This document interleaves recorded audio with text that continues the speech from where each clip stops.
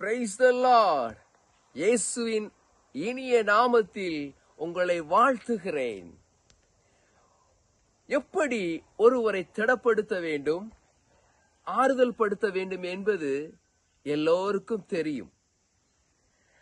சொல்ல போனால் அதிலே தேறினவர்களாகத்தான் நாம் இருப்போம். எப்படி செய்வோம்?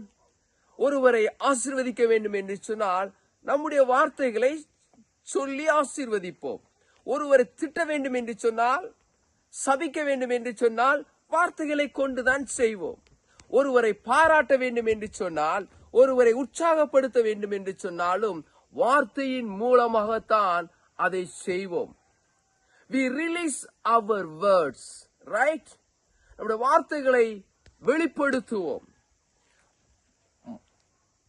முதலாவது சாமுவேல் அதிகாரம் 30